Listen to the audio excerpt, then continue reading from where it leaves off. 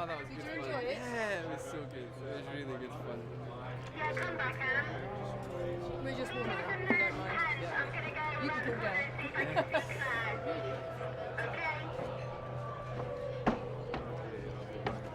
So, Fran, I know that you've been going around before the concert talking about the aims of the whole issue. How do you think it's gone? I think it's going great. If we didn't have the show, if Bob Geldof didn't exist, then we wouldn't be seeing every day in the newspapers G8, G8, G8, do this, drop the debt, better aid. It's so important, and there are your odd cynics out there who have a voice, but you can't beat this. There's 200,000 people out there holding hands and having an amazing day, and they're aware of what's going on.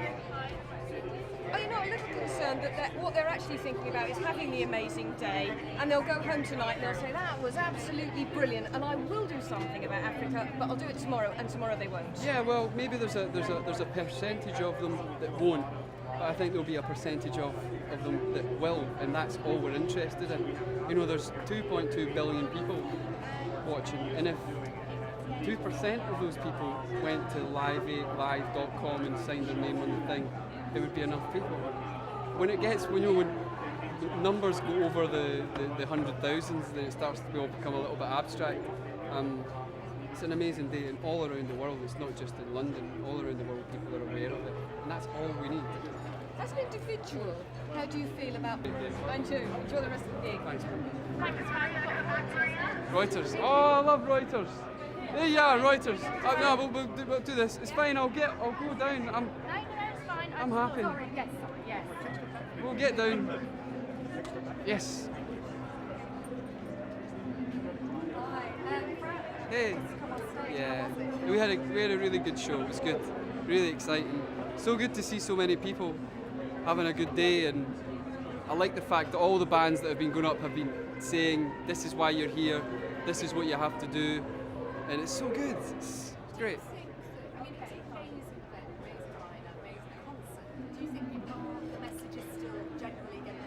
Yeah, I do. You're looking at TV screens behind you.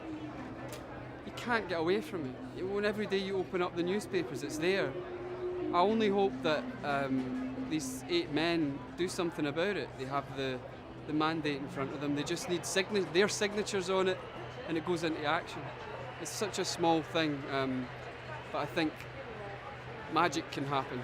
In Scotland next week is a magical country. If you've ever been there, magic exists in Scotland. So I reckon good things will happen. Now, when you're on that stage, you feel the enormity of it's an enormous crowd for one, but the fact that there's all these other concerts going on, that it's just this amazing, unique event. Do you feel that when you're there? No, I was just worried my trousers would fall down because I didn't put a belt on. But before you go on, when you're on stage, all you can think about is everything in place? Oh my God, what's going to go wrong? What's going to go wrong? Before you go on stage, watching Will Smith welcoming Philadelphia to the day, and everyone holding their hands up and clicking, and it's quite breathtaking. What about the atmosphere among all the artists? How is that? Well, we all know one another. We've been, God, it makes you wonder, we've been putting records out for 9 years now, and we know everyone. It's great. I never thought I would know so many cool artists, and it's sweet because we all are on tour all the time, and then eventually you do something like this, and you get to meet each other again and go, wow, how you doing? So it's cool. Great. Okay, well, thanks very much. You're Enjoy. welcome. Thanks, guys. Thank you. Thanks, man. Nice one. That was a rock star handshake you gave me. Like it. Like it. Okay, hello. Again. Nice to see you.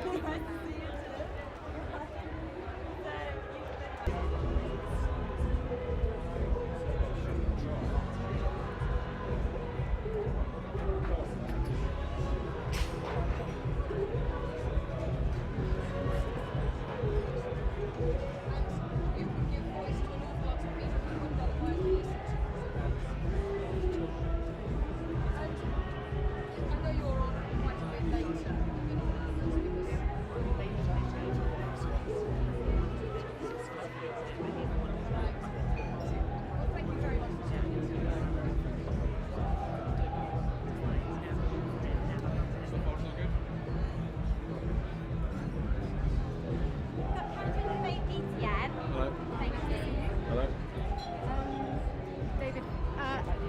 Sorry? Take a step back, please.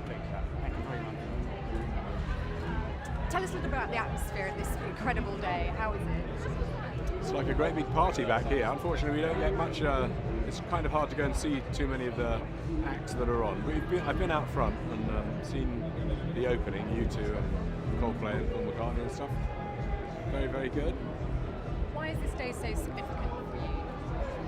It's the attempt to do something important to help change the world, to do something about Africa.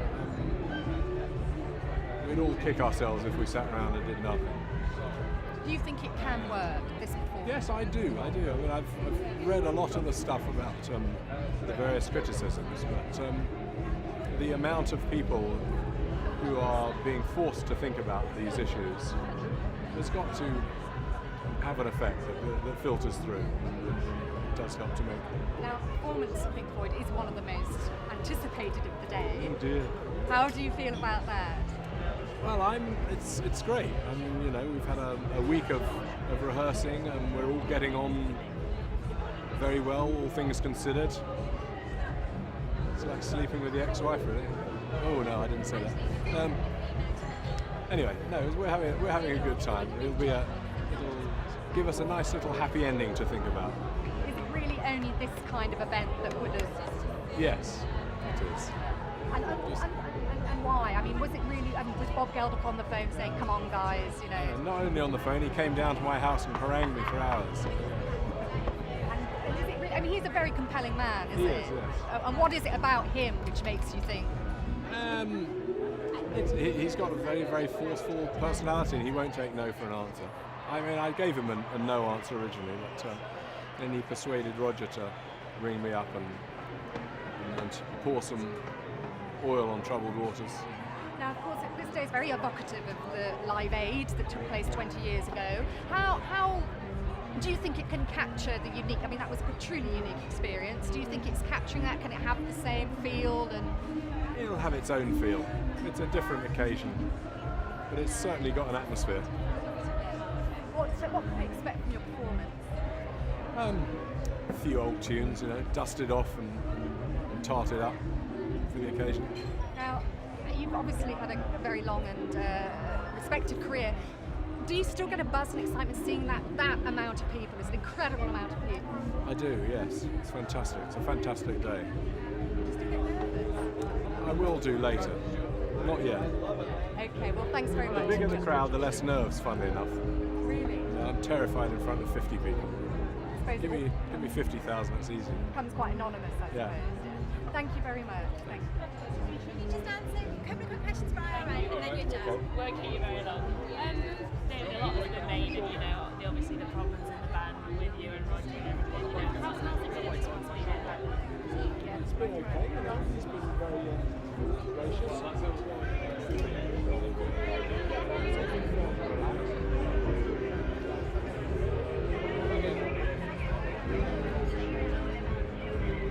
terribly unfortunate dream wearing out, but they fit.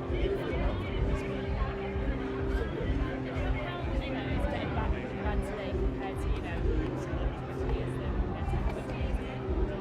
It feels as if sort of 20 years it's been sort of ripped out of my brain. It's exactly the same as it was.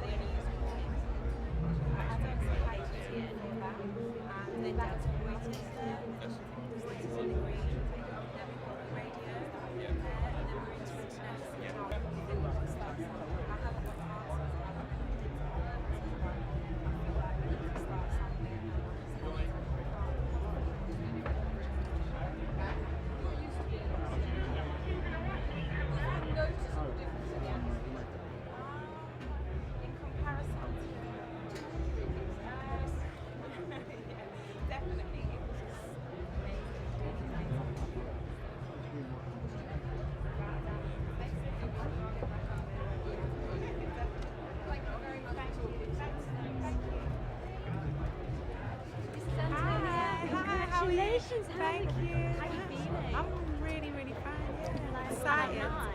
Yeah, I'm kind of not really here right now, so. Can you tell me what it felt like when you looked out into that incredible audience? It is such an overwhelming experience. I can't really find the words to describe how it felt, but it's such a beautiful feeling. Really exciting, really exciting.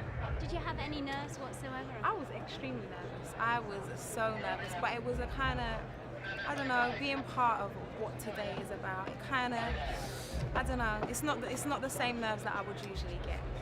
Because I guess you're not old enough to sort of really remember 20 years ago. I was like you know. 3-4 years old. People are sort of saying, will this work? You know, can this work? And what's it going to take to make this work? What do you think about it? I hope so. I mean, I hope that today, all the people that are out there, we're all part of something. You know, we all want a change. That is why people have come together, not just here but across the world. And I don't see how, as human beings, that anyone can really ignore that. So I hope there's change.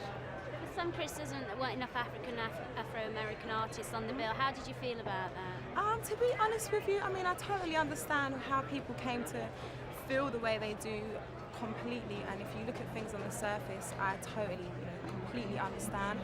I don't feel that the decision was made out of malice or was a vindictive decision. I feel like within the UK, it basically reflects our music industry, the way our music industry is. But if you look at the bill across the board, worldwide, it differs. So, I don't know. I'm just happy to be here, would much rather focus on why I'm here. Slightly lighter note. Great earrings. Tell me about them. Thanks a lot. Who made them for you? How did you get them? My stylist made them, or her friend made them, sorry. Yeah, that's it. Her design, her idea. Thank you. Thanks a lot. Thank you. Hi. Hi, nice to meet you.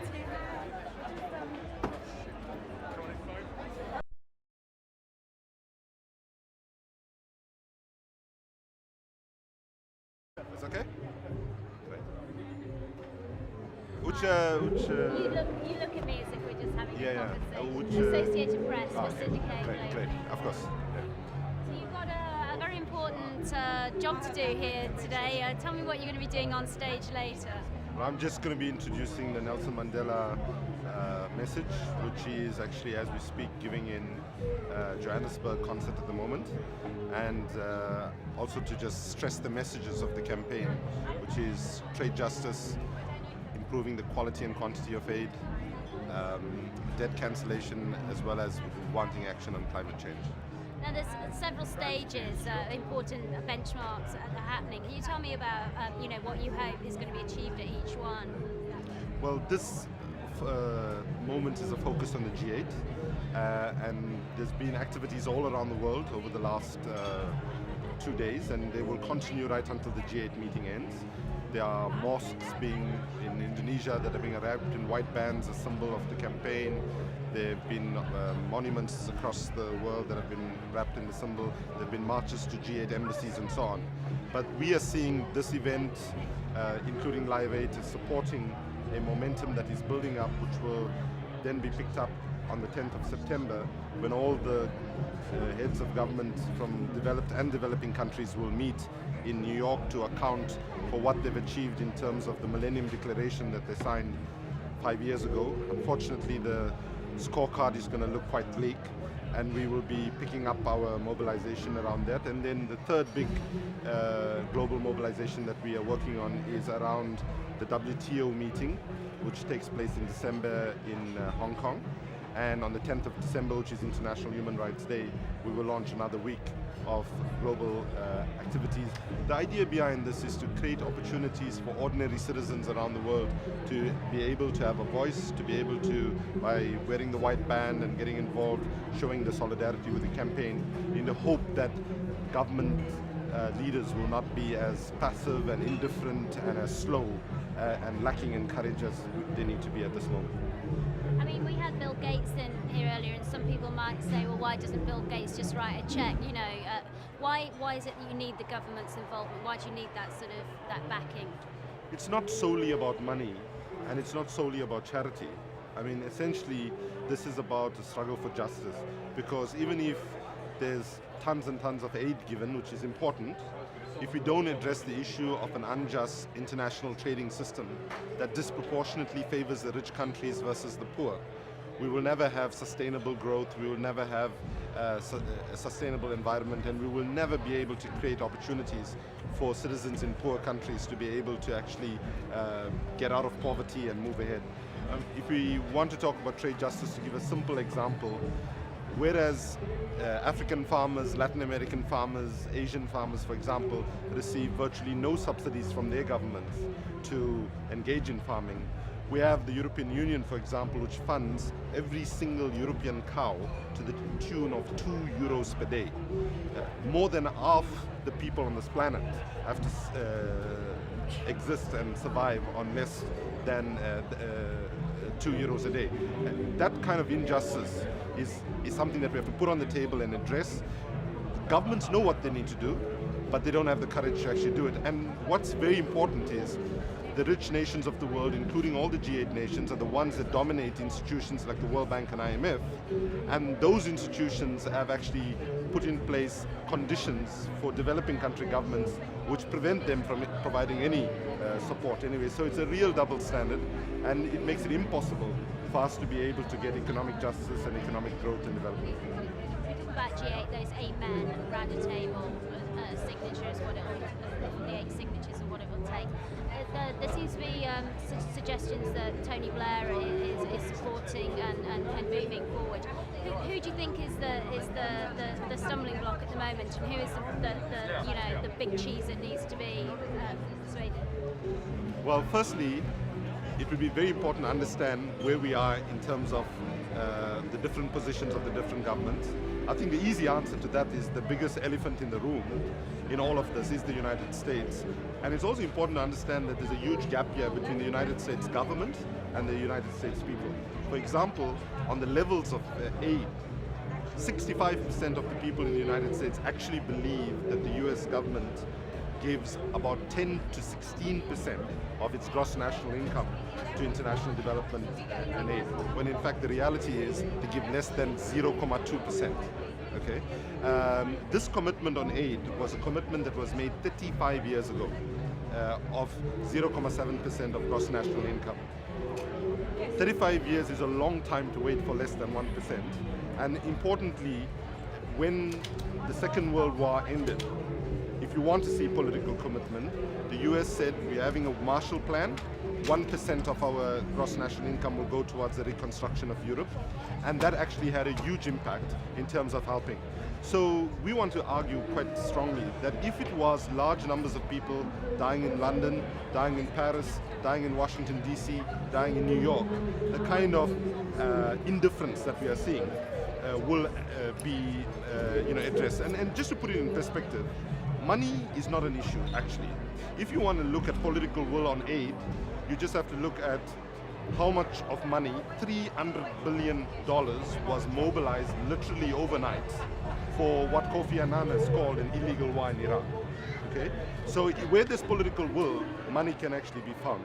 But let's be very clear, even with the UK government, while they might be ahead of the pack within the constraints of the G8, it's important for us to look at their record as well, because on the 0.7% commitment, the UK government is only saying that they will reach that target in the year 2013, right? So when you look at the detail, it doesn't look so good. On debt cancellation, what the G8 finance ministers announced in London 2 weeks ago, when we look at the detail of it, again, while it's a small belated step in the right direction, and we need to acknowledge that, it's very important that we recognize that the lack of courage and vision is also present there in this sense. Iraq alone had overnight literally $30 billion of its debt, one country, $30 billion of its debt written off because the political will was there, and this is a country that sits on seemingly the second largest concentration of oil, the most valuable commodity in the world, and they can get the... So when we look at the debt package on the table, we are saying that we want more countries involved, at least 60, they're talking about 18 countries. In terms of the actual money, we think they can do much more in terms of 100% debt cancellation. And also we're wanting to create a situation where rich countries of the world don't put conditionalities that make it difficult for developing country governments to fashion their economic growth in ways that make most sense for different countries to do. Okay, great, thank you. Sorry if I went on a bit there. No, it's great. It's, Okay. you know, it's great to hear, you hear the figures and you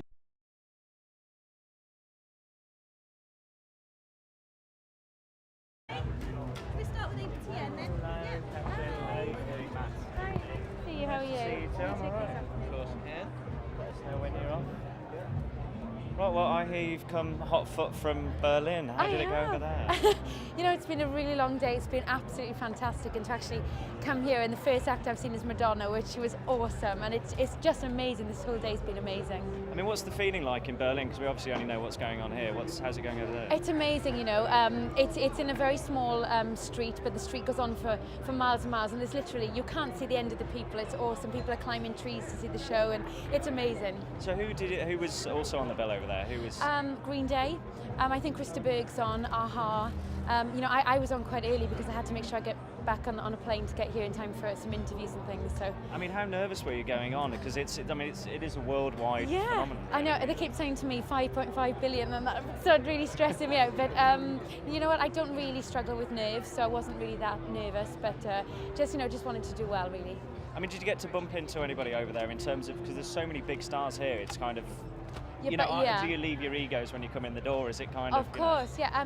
You know, it was much more open in Berlin. You know, Green Day were backstage, and Aha were warming up, and they're just the people I saw within the short space of time that I was there. So it was kind of just very relaxed over there.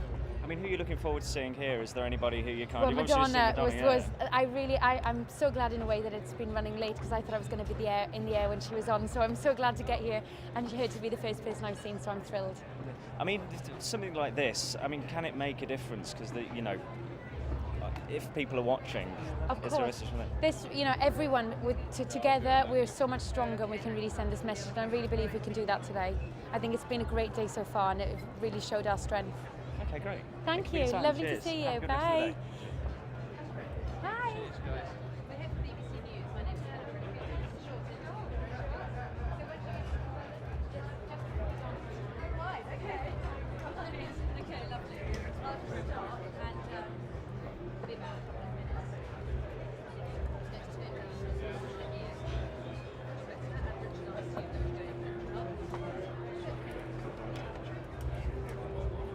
Backstage again at Live 8, talking to performers, and this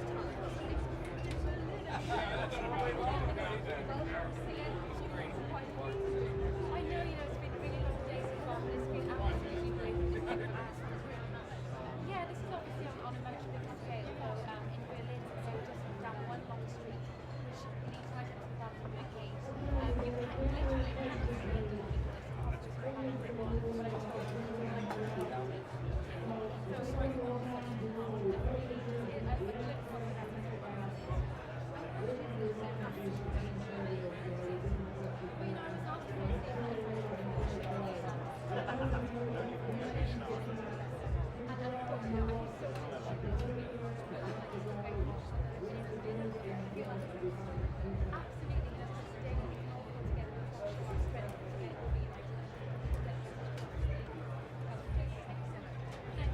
Thank you very much. And we'll have more from Backstage and out front and from Live 8. Thank you very much.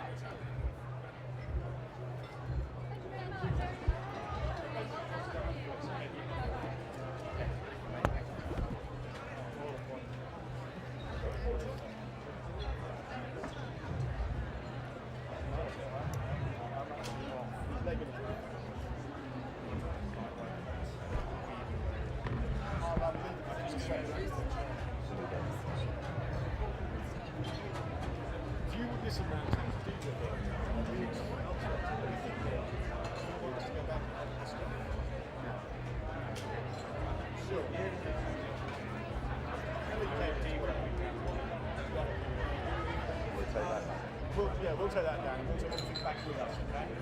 Just to make sure that I've got you both here, so we'll put it together. Leave that.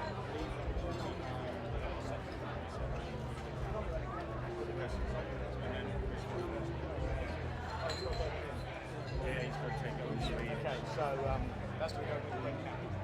No, well, You just leave the red cap on.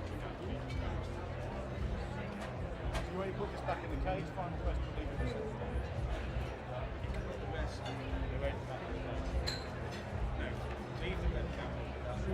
Everything you whistle with the connectors on. Behind. Sure? Yeah. And then he can just change your mind. Yeah, yeah. Yeah. Just because he's got Daniel Isaac's different, aren't they, isn't it? You watched it recently? What did you give you? Fucking rolling. And you've been rolling for the last 10 minutes.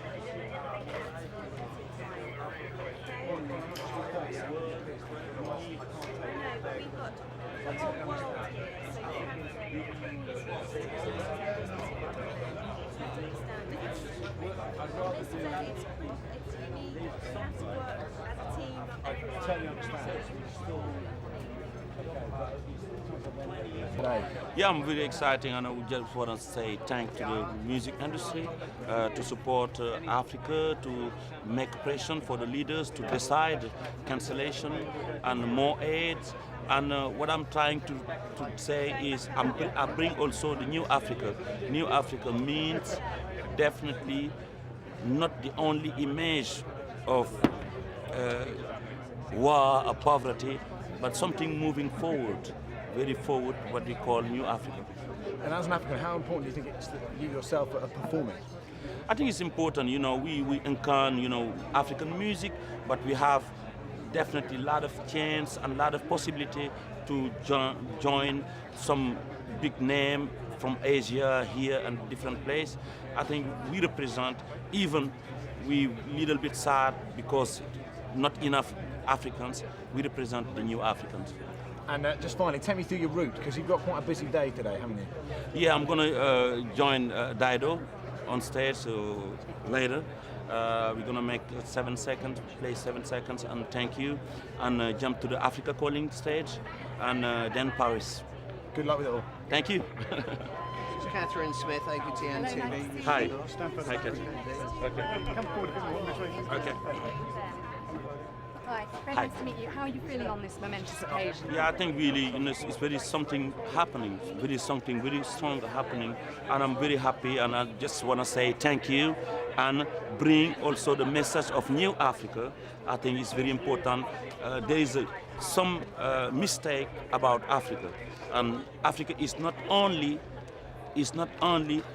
poverty, war, and AIDS. Africa is also something very positive, constructive.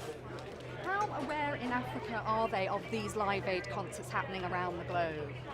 I think, you know, everywhere, you know, and the approach is a little bit different.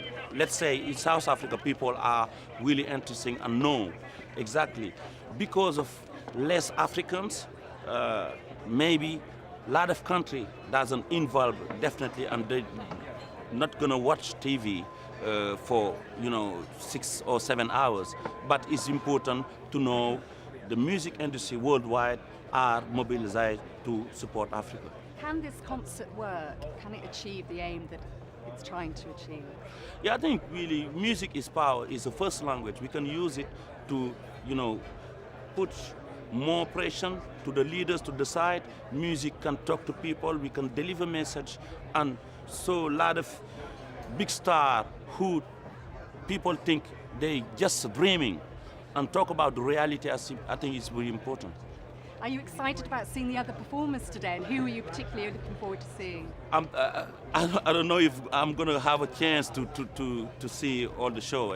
I just play my show, join Dido, and go to the African Calling stage, then Paris. You know, I think really is great. When I see the name, I think it's really great. Are you nervous about fulfilling all those 3 concerts? It's a lot to do in one day. Not really. I'm really happy to do it. You know, I think it's very important. It's the concept of Live Aid, you know, happening everywhere. If I can jump to South Africa, I'm going to do it tonight. There was controversy over the lineup of this particular concert and the lack of African artists. Yeah. How do you feel about that? Yeah, I think it's some, you know, missing, you know, something missing. But in the same time also, you know, we want billions of people watching TV. If you want billions of people watching TV, you need superstar, you know, people. And the other thing is, we miss something. What I try to do with Dido today, bring Africans and, you know, here together, propose something brand new. We miss it because, you know, a lot of Africans can join and do something brand new. As an African artist, what is your message, your final message? My message is really Africa need open market. Africa need your market. Africa need dignity. And if we fight, reduce the risk of malaria, for example, the risk of AIDS, people can go, the young people can go to school, you know, people have work. I think give them dignity. If they have dignity, they can make it. Okay, thank you very much. Thanks. Enjoy it. Thank you. Richard from Reuters here. You got a window? You can do that.